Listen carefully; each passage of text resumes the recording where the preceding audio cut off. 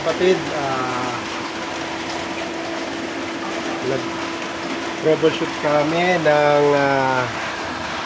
Nissan diesel Elf.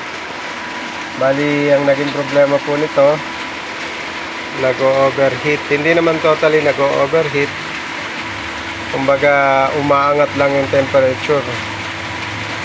So, ang gagawin po natin ay papalinis po natin yung radiator. Tinanggal na po namin.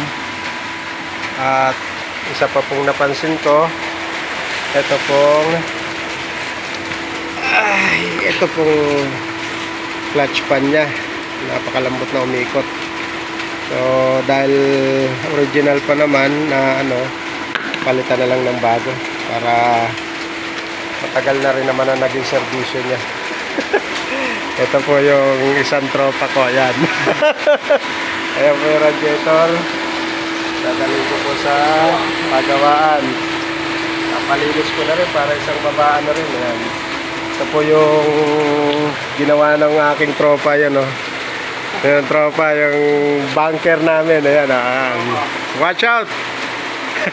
Shout out kay Parin Jerry. Ayan. Ayan po. Ito po yung aming project ngayon.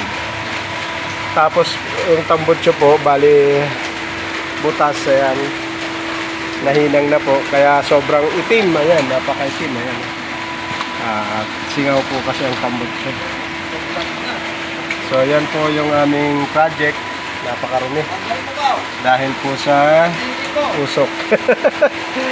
Yan si Pau Pau, ang aming dakilang malupit na helper. All around, mechanic and welder. Ayan mga kapatid, yan lang po ang aming project sa ngayon. Salamat po, like and subscribe. Thank you. Araw niya rin siya. Oh.